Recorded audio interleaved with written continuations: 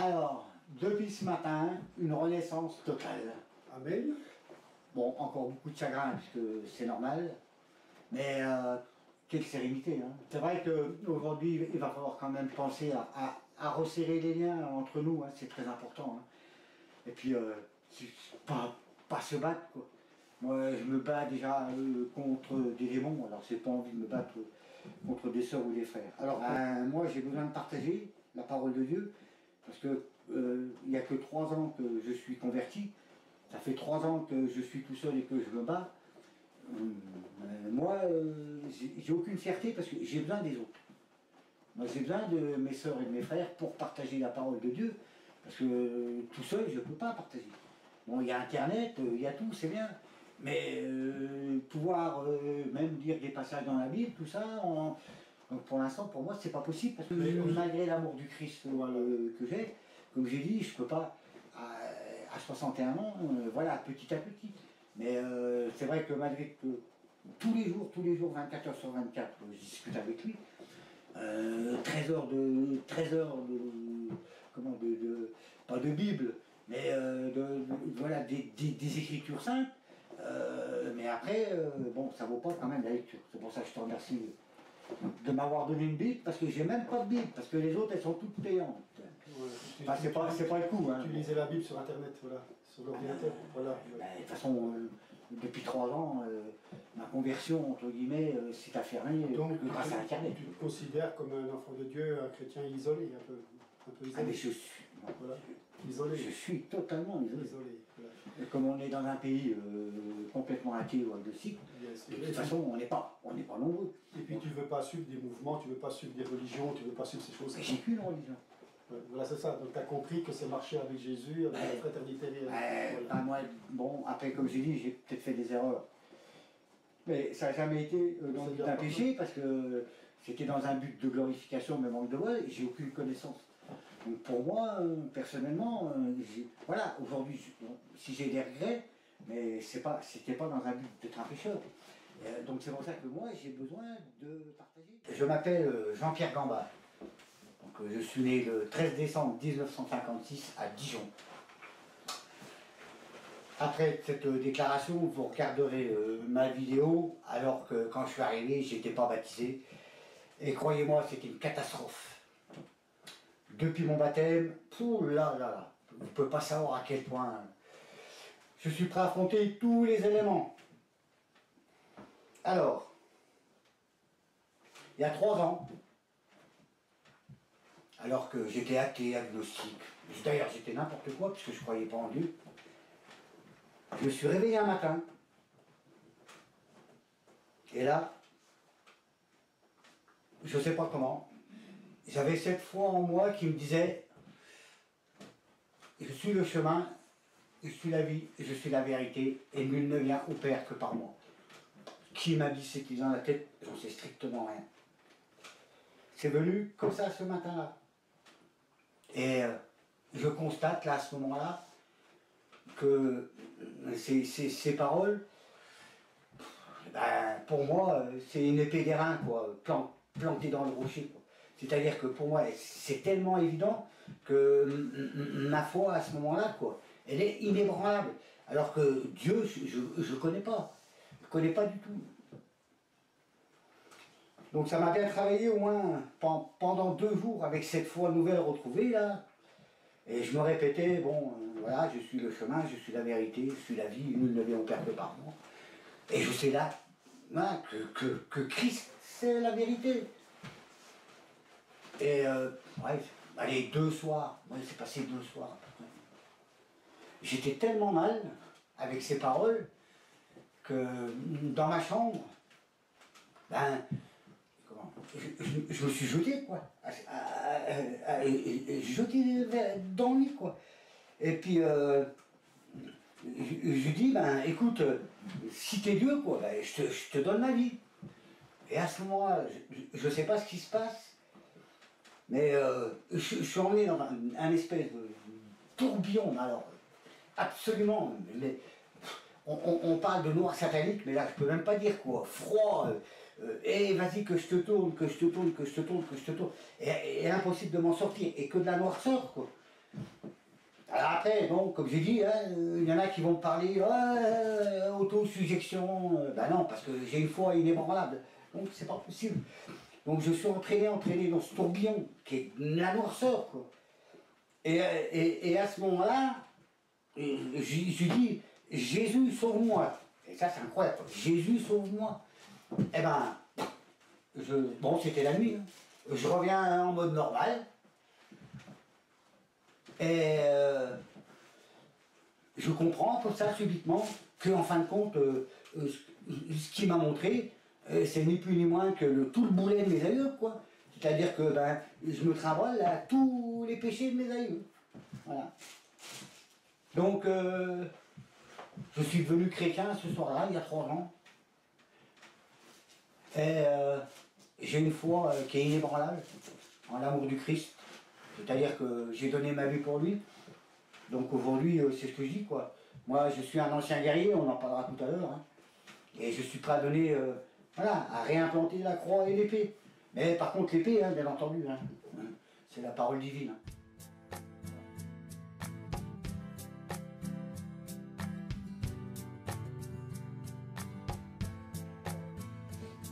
Le sang de Jésus est suffisant pour ma vie, mon pays.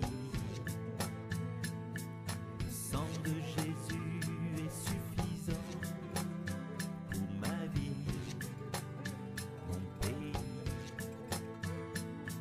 Le sang de l'agneau immolé par le siècle des siècles. Le sang de l'agneau immolé par le siècle des siècles. Le nom de Jésus est au-dessus de tout nom, de tout roi. Le nom de Jésus est au-dessus de tout nom, de tout roi.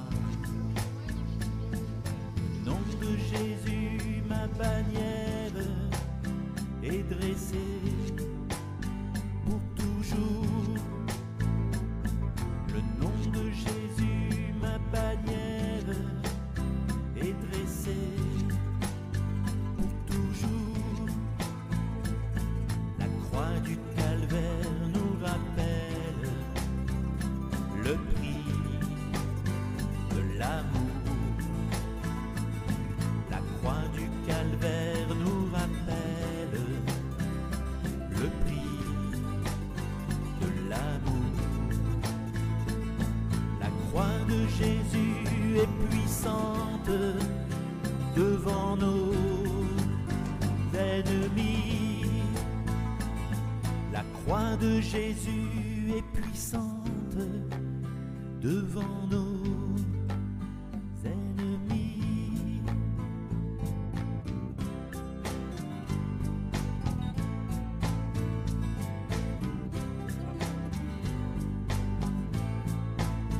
Il est vivant au siècle des siècles. Vous servir un petit peu d'eau, parce que tout à l'heure, je pense qu'il va en falloir. Alors, je voudrais revenir sur ma conversion, avant de vous parler de ma vie.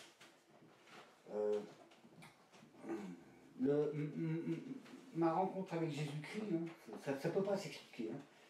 Mais aujourd'hui, moi, c'est une foi qui est devenue vraiment inébranlable. J'ai tellement de choses à me faire pardonner, et puis... Enfin bon, c'est très très très difficile à expliquer. Hein. Mais il est vrai qu'aujourd'hui, ma foi, voilà, je suis une épée, hein, c'est clair, net, précis. Bref,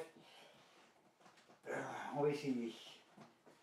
Alors, ce qui est clair, et j'espère quand même que je ne vais pas trop craquer. Alors, on commence. Donc, j'ai eu, quand je suis né, j'ai été baptisé normalement, comme tout catholique. Voilà. Donc, ma vie, j'ai connu mai 68, j'avais 12 ans. Donc, à l'époque, mon papa était donc, militaire de carrière.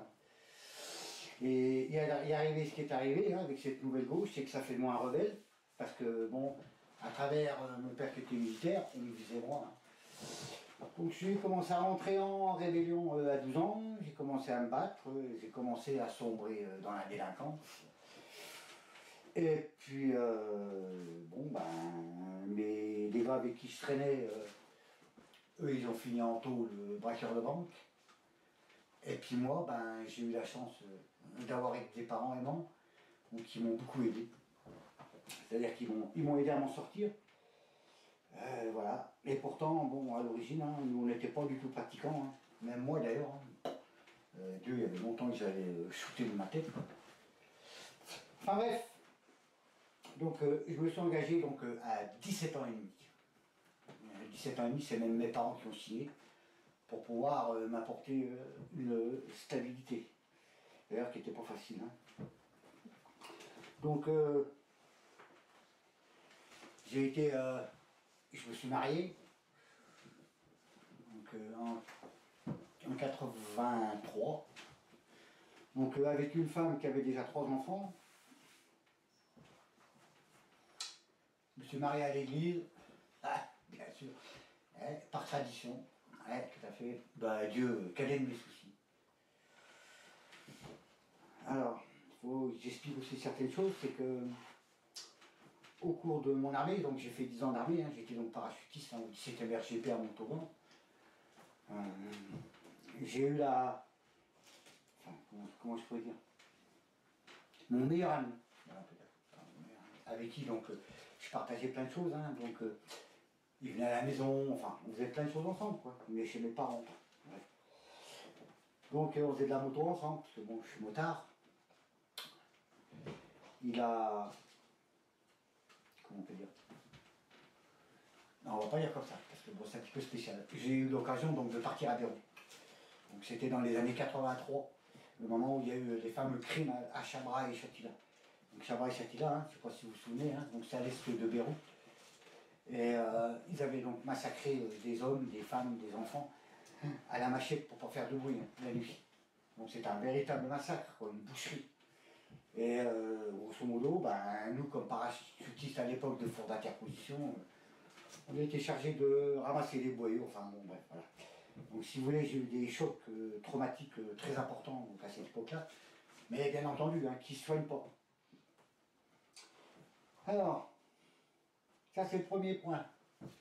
Ensuite, moi je suis revenu en France et mon pote, donc lui est parti dans ce qu'on appelle à l'époque au sud Liban, à la Finule, et il était artificier. Voilà. Et donc, au cours d'une de ses missions, hein, il était amené donc, à emmener ce qu'on appelle une cluster bomb. Alors qu'est-ce que c'est que les cluster bombs? À l'époque, c'était un des immenses conteneurs, comme ça, là. Et dedans, il y avait des centaines et des centaines de petites bombinettes, comme ça, avec une petite tresse, produit israélien.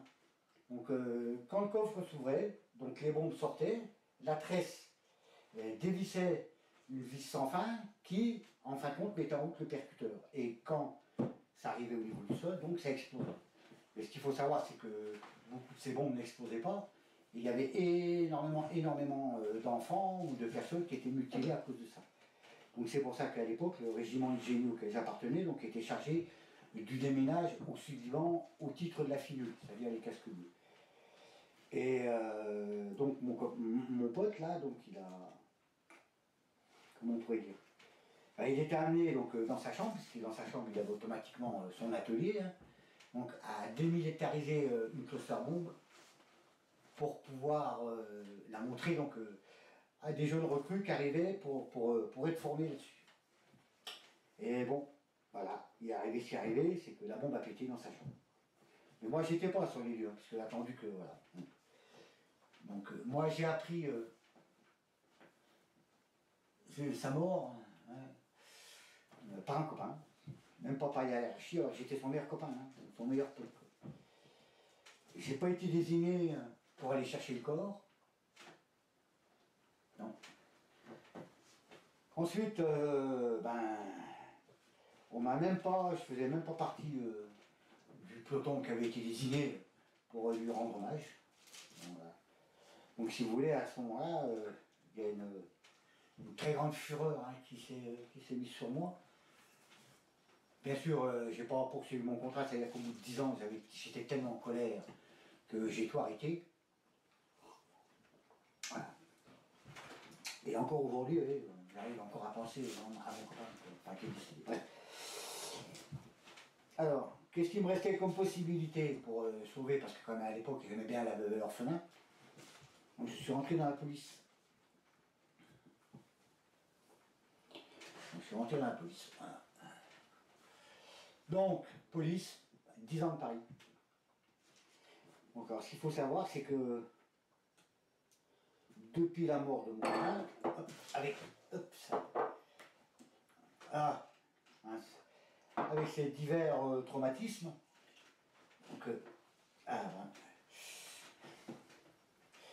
donc avec ces divers traumatismes, j'avais donc un voile devant les yeux. Et ce voile je reconnaissais personne en face. C'est-à-dire que si vous étiez 15 personnes en face de moi, je vous rentrais dedans, quoi, sans problème. Et tout le temps avec ce voile, c'est colère en moi, quoi.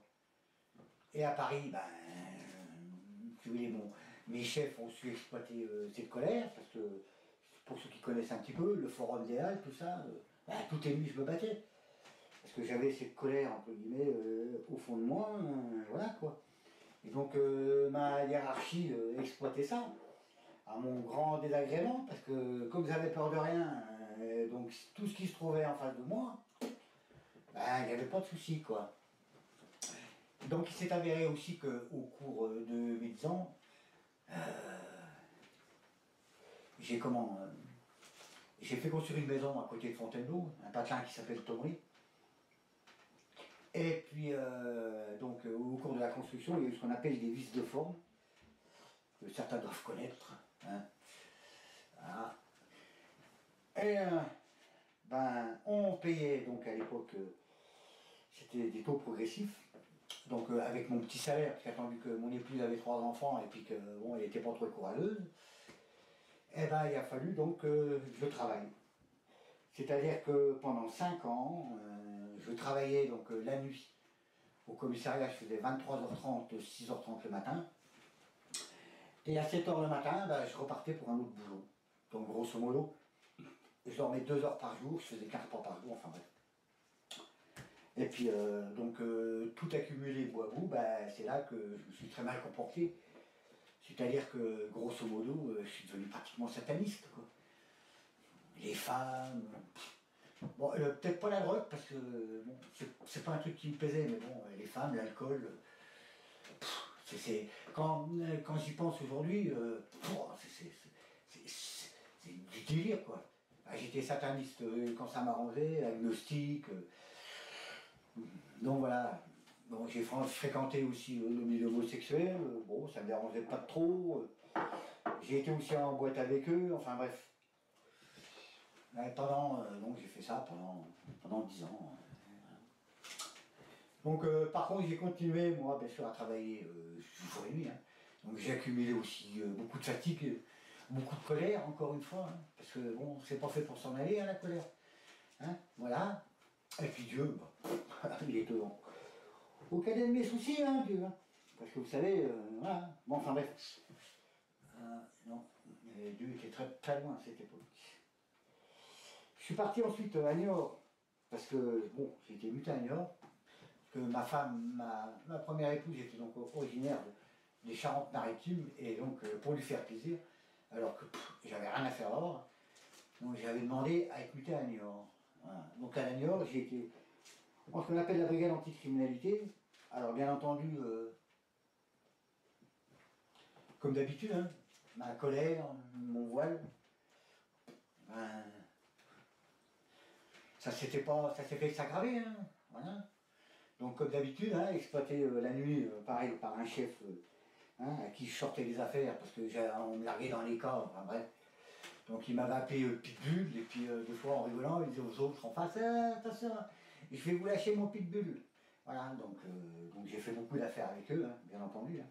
Parce que de toute façon, quand on est policier, il faut aller sur le terrain pour... enfin bref. Voilà. Alors, donc toujours pareil, hein, toujours ce voile, la colère. Et un soir, on était assis au bureau de la brigade, Et mon chef me regarde et il me dit ben, t'appartiens plus à la BAC.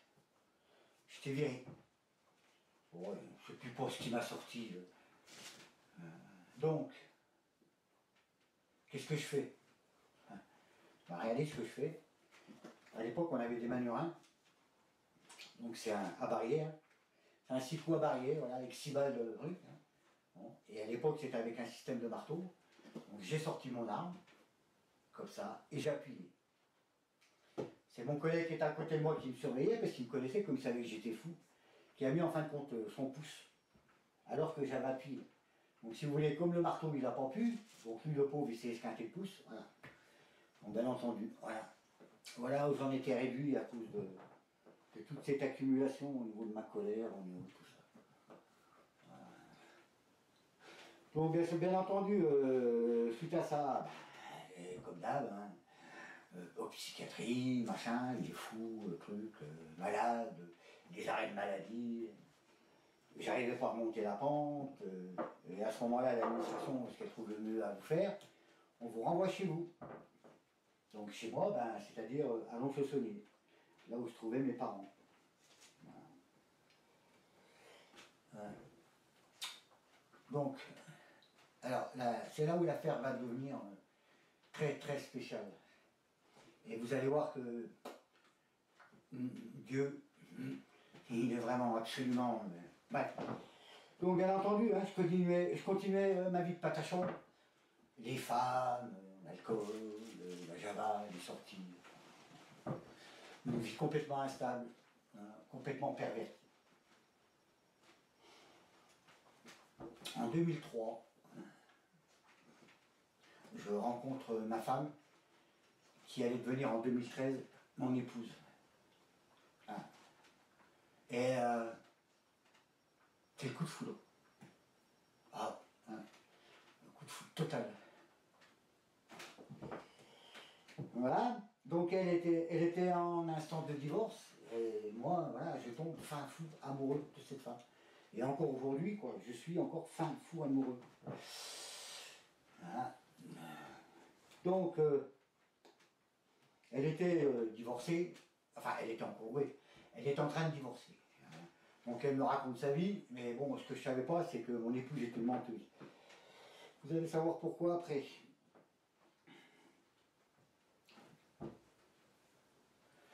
Donc, on se met en ménage. Alors, premier problème, elle avait 2 enfants. Donc, un garçon et une fille. Donc, bien sûr, comme tous les divorcés, la fille et le garçon n'acceptaient pas que leur mère soit avec un nouvel homme. Donc, plutôt qu'on règle le problème à 4, elle a réglé le problème toute seule. C'est-à-dire que sa fille, elle l'a mise dans un foyer, et son fils, elle a géré en le laissant faire ce qu'il voulait. Voilà. Donc il s'est avéré que, ben, sur le plan émotionnel, moi j'étais frustré, quoi. Parce que par amour pour la femme qui allait devenir mon épouse, quoi, pour moi les enfants, c'était pas un problème de donner de l'amour, puisque j'en avais jamais eu. Ça c'est le premier point. Donc, cette femme, quand je l'ai connue, c'était... Elle était râle machin, quoi. Elle n'avait aucune personnalité. Donc j'ai reconstruit cette femme. J'ai reconstruit ses enfants. Je vais payer donc toutes ses études d'infirmière. Hein. Tout seul, comme un grand, en assumant entièrement. Et il s'avère que, au cours donc de ça, de ses études, elle s'est retrouvée mise en examen avec son ex-mari. Une chose très très grave d'ailleurs, rite satanique. Parce qu'elle s'était attaquée donc, à des enfants qui vivaient chez elle. Donc ils avaient consommé des enfants. Ah, incroyable, hein? Ouais. Alors, je voulais préciser quelque chose, c'est que au cours d'une conversation, donc un soir, hein, elle m'avait dit qu'elle aurait été, quand elle était en zone pubère, ensorcelée par un sorcier africain en Afrique, parce que le chef l'aurait voulu. Donc ce qui s'avère exact, parce que la belle famille avait été voir donc, son oncle qui était professeur là-bas, donc il s'avérait qu'il y aurait eu des tractations qui auraient été en cours, enfin bon, pour pouvoir acheter donc à l'époque l'INA, enfin tout ça. Bon, bref. Mais bon, voilà quoi. Donc elle me dit que bon, ouais, bah, donc elle en rigole, on en rigole, voilà. Et puis après elle me dit ah mais tu sais un week-end, mon mari, donc qui était portugais, hein, il m'a descendu là-bas au Portugal, donc pour me faire une séance d'exorcisme. Ah bon, d'exorcisme? Elle me dit oui, elle me dit tu sais, elle me dit moi je me souviens plus pas très bien, mais il m'a emmené vers un chaman. Un chaman, oui d'accord, donc après vous allez comprendre pourquoi.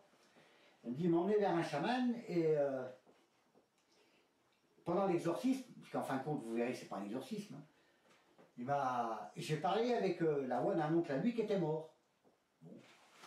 Donc, moi avant, comme j'avais été quand même confronté bon, à des choses plus ou moins bizarres, mais bah, oui, c'était possible. Mais sauf que bien entendu, j'étais pas dans la version christique à ce moment-là. Donc voilà cette femme qui me dit, enfin cette femme, non, ma femme devant Dieu, qui me dit qu'elle est possédée, tout ça. Bon. Donc qu'est-ce que je fais à ce moment-là? J'aime cette femme, il y a des enfants qui ont été victimes. Alors j'assume, parce que j'aime mon épouse. Et je veux défendre tous ces enfants que je connaissais. Puisque bon, une ville, c'est des petits villages. Donc l'agresseur, son mari, je le connaissais. Ouais. Pendant le procès, pour ceux qui connaissent, j'ai été détruit. Ils ont sali mon nom. Ils ont... Tout ça pour défendre un pédophile, quoi. Au cours de ça, moi j'ai tenu bon. Il n'y avait que les enfants qui comptaient, j'ai défendu les enfants avec du mieux que je pouvais, voilà, pour leur apporter mon réconfort, tout ça. Et donc ils sont avérés que les psychiatres ont déclaré que ma femme avait un dédoublement de personnalité. Mais moi à l'époque, dédoublement, bon d'accord, ok. Mais vous comprenez pourquoi aujourd'hui? Cette espèce de monstre qui est en elle. Donc, ça s'est très mal passé, hein, je pense, parce que moi j'ai été détruit dans ma vision hein, de l'être humain. Hein. Enfin bref. Mais comme j'aimais énormément mon épouse, hein, enfin ma femme à l'époque, hein, donc j'ai porté tout le monde. Alors les enfants qui avaient été victimes, elle, ses enfants, parce qu'on en a pris plein la tête par sa fille, vu qu'elle l'avait abandonné, une catastrophe quoi. Et moi, je portais tout ça quoi, à bras le corps quoi, en essayant, enfin bref. Et croyez-moi, ça marque. Ouais. Ouais. Donc, aucune repentance de ma femme. Moi qui n'étais pas du tout dans Dieu, je me mettais des coups, quoi. Tellement que ça avait été dur à vivre, mais elle, c'est comme si elle avait occulté, même pas de regret. Bon, après ça se comprend, hein, vu le démon qui est en elle, de toute façon. Donc la vie a continué comme ça, hein, donc j'ai fini de perturber, payer ses études, ses machins, ses enfants, j'ai fait le banquier, enfin, comme tous les beaux-pères ou les belles-mères, quoi. Donc pas du tout d'amour. Et puis, donc en 2012, donc elle avait bien obtenu tous ses diplômes et tout, donc on a décidé d'un commun accord qu'elle devait partir en Suisse donc pour sa réussite professionnelle. Ouais. Donc c'est-à-dire qu'à l'époque, moi, je m'occupais de mes parents malades. Donc elle est partie donc, en 2012. Le soir, quand elle avait besoin, une fois que mes parents étaient couchés, moi je partais en Suisse pour pouvoir mettre son appartement en ordre. Enfin bref, voilà. Moi j'étais prêt, ça ne me dérangeait pas pour ma femme hein, de faire ça quoi. Donc grosso modo, c'est moi qui l'ai installé en Suisse, c'est moi qui l'ai... Il faut dire qu'à l'époque, j'étais tellement axé pour m'occuper de mes parents, pour leur bien-être, que bon, ben, vous savez, j'avais complètement zappé tout ce qui était compte bancaire, tout ce qui était compte, enfin, tout ça, parce que bon, moi, ma vie principale était axée bon, sur la maladie de mes parents. Hein. Mon père avait une maladie neuronale, maman, à mon bol, était alcoolique, enfin, bref. Ouais. Et puis donc, mon épouse en 2012, donc bah, des fois, j'attendais que mes parents dorment, je prenais la voiture, je montais en Suisse, je travaillais en soirée là-bas, et je redescendais le matin, pour être donc à 8 heures en France. Bon. Mais moi à l'époque, j'ai fait de bon cœur quoi. Hein? Et puis, donc maman est morte la dernière en 2015, donc moi j'étais toujours à la maison. Et en 2016, ma révélation de Jésus-Christ. Alors là, je dis à mon épouse, chérie, j'ai eu la révélation de Jésus-Christ. Elle me regarde, elle me dit, j'en ai rien à foutre. Elle me dit, tu penses ce que tu veux, moi je pense ce que je veux. Enfin, et j'en reviens donc, voilà. Regardez bien, donc, je suis allé en Suisse pour me faire ce tatouage. Et à chaque fois, lorsque je libérais mon tatouage, les gens dans la rue venaient me voir. Et moi, je racontais ce qui m'était arrivé. Ma rencontre avec Jésus-Christ, de quelle manière ça s'était produit. L'histoire qui m'a emmené dans cette espèce de trou. Voilà. L'histoire que quand j'avais... Voilà, toutes ces choses-là, qui vous marquent un homme. Comment était venue ma conversion au Christ. Et donc à chaque fois, eh ben, elle s'éloignait. Ah, c'est quand même bizarre quoi. On est mari et femme avec tout ce que j'ai fait pour elle. Et puis nous les hommes des fois on est tellement bêtes, enfin bon bref. Et voilà, ça fait donc maintenant 3 ans qu'elle me ment. Ça fait 3 ans qu'elle me... Comment je peux dire? Qu'elle s'invente des maladies sexuelles pour pas avoir de rapport avec moi. Là aujourd'hui, ça fait 1 mois, toutes les nuits, je jure à la mort. Je demande à Dieu qui m'emmène tellement que c'est difficile avec ses coups dans le cœur. J'ai une femme qui est... C'est horrible, horrible, horrible. Elle m'a volé de l'argent, elle m'a fait les pires saloperies, quoi. Et...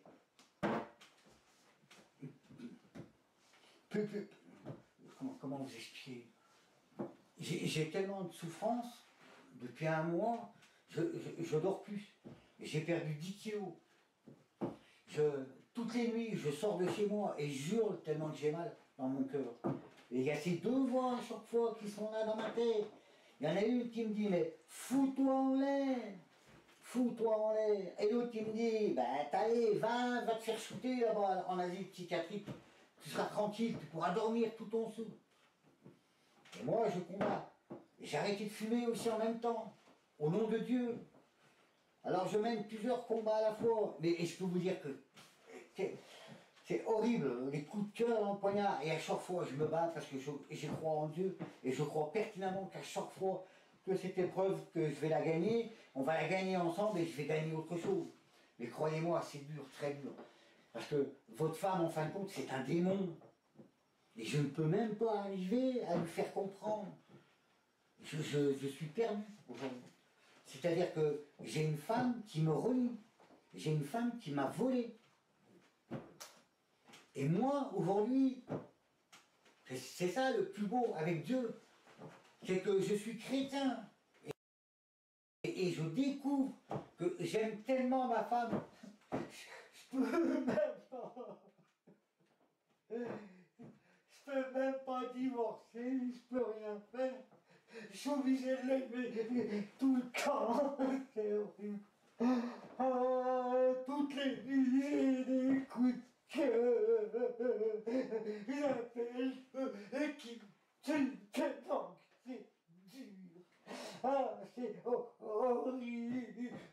sentir trahir dans son amour comme ça. Ah, vous pouvez pas savoir que c'est moi qui ai porté tout le monde à bras le corps. Je me bats toutes les nuits, je hurle toutes les nuits, c'est tellement que c'est dur. Et puis je suis tout seul. Je suis tout seul à me battre, heureusement que je les ai rencontrés, parce que c'est... Ah, c'est horrible, horrible, horrible, de se sentir comme ça. C'est horrible, je sais plus quoi faire. Plus quoi. Je sais plus, j'essaye, on fait les pires coups, les pires... Et aujourd'hui, ben voilà quoi, avec ma parole, j'ai tellement envie d'être dans la parole de Dieu que pour moi, je peux pas me séparer d'elle, et puis je peux pas demander le divorce. Parce qu'en plus, je l'aime, quoi, même malgré que ça soit une sataniste. Je prie Dieu pour qu'enfin il puisse l'emmener, mais c'est difficile parce qu'elle est complètement prise par le mal. Ça fait 15 ans qu'elle me ment, moi, elle me porte, c'est horrible. Et moi, tout ce que j'ai fait, c'est de l'aimer, quoi, puis de lui donner, quoi. Et croyez-moi, combien j'ai... Et grâce à Dieu, aujourd'hui, ça me renforce. Grâce à des chrétiens, les frères et sœurs que je rencontre, ça me permet. Mais croyez-moi, c'est horrible, horrible, horrible. Quand on a tout donné à quelqu'un comme ça, et puis qu'aujourd'hui, on va respecter la parole de Dieu. Alors bien sûr que le nombre de fois depuis 3 ans que je pardonne, tous les jours, je vais pardonner. Ces mensonges, c'est absolument horrible, horrible, horrible. Et aujourd'hui, là encore, elle m'a, au niveau de la banque, elle m'a mis dans une situation. C'est une femme qui gagne bien sa vie, elle gagne 6 000 € par mois, sur 13 mois. Elle m'a foutu dans un caca. Alors maintenant, je suis obligé de... Elle m'a volé de l'argent, enfin bon, bref. Alors après, quelle reconnaissance? Elle ne peut pas en avoir de reconnaissance, puisque il y a un démon en elle. C'est horrible. Je ne sais pas si quelqu'un un jour pourra entendre ça et qu'il a subi ça, quoi. À quel point... Voilà. Et aujourd'hui, ben, je respecte la parole de Dieu, donc je souffre énormément. Et puis, ben voilà, ben oui, ben je souffre. Et puis, ben Dieu, qu'est-ce qu'il a dit, Dieu? Parce que vous vous rendez même pas compte comment... que cette rencontre christique, comment elle m'a rendu, quoi. C'est-à-dire qu'aujourd'hui, je suis vraiment rentré dans la foi, quoi. Quand je le regarde, je m'estime indigne. Des fois, je dis, je suis même pas digne d'être une crotte de nez à ta face. Tellement j'ai péché. C'est horrible, horrible, horrible. Oh, Seigneur. Je me bats. Croyez-moi que c'est difficile. Et je sais pas. Et le pire, c'est que je sais pas comment je vais pouvoir l'amener. C'est impossible. J'aime cette femme et puis voilà, quoi. Ah, c'est horrible, horrible. C'est très dur. Je pensais que ça allait... Je pensais que ma conversion allait m'amener un peu plus de... Mais vous voyez, c'est horrible. Je ne sais pas comment faire. Alors maintenant, je sais que Dieu il a des plans pour tout le monde, là, parce que croyez-moi, dans ma solitude, là-bas, dans ma baraque, ça, c'est clair, je peux en parler. Mais croyez-moi que c'est dur, dur, dur. Quand on s'aperçoit que 3 ans, là, ça va tout exploser à la figure, quoi, toutes ces vérités et tout. Et puis après, quand j'essaye d'expliquer, même à leur entourage, wow, on m'a traité de fou, aujourd'hui on m'a renié, tout le monde me renie, quoi, je suis tout seul. Mais bon, c'est Dieu aujourd'hui qui va me donner la force. Parce que de toute façon, Satan est là, c'est clair, net précis. Aujourd'hui c'est clair. Hein. C'est pas Dieu qui me dit de me foutre en l'air. Hein. C'est impossible. Hein. Hein. Mais par contre, à chaque fois, ma foi, elle sort comme ça, quoi. Hein. C'est-à-dire que ils pourront pas m'ébranler, c'est impossible, tellement que j'ai foi en la parole de Dieu. Mais croyez-moi, hein, que de souffrance accumulée. Et puis Dieu, je peux vous dire que, ouais, je vais en rire, mais en fin de compte, vous vous rendez compte de son plan, quoi. Me voilà aujourd'hui en train de payer tout le mal que j'ai fait, moi, à toutes ces femmes, quoi. Parce que ces femmes, elles n'ont pas demandé à souffrir à l'époque. Et aujourd'hui, là, je suis fin amoureux d'une femme qui est possédée par un démon. Voilà. Vous vous rendez compte un peu si c'est beau, quoi. Incroyable. les fleurs de Dieu, ils sont. Les toilettes, je peux pas. J'aime tellement ces femmes et je sais pas comment faire. Quoi. Ces enfants m'ont rejeté, dès que j'ai abordé, ça fait 3 ans, tout le monde m'a rejeté. On me dit que je suis un fou.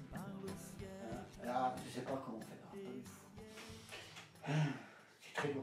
Le sang de l'agneau immolé parle au siècle des siècles. Le nom de Jésus est au-dessus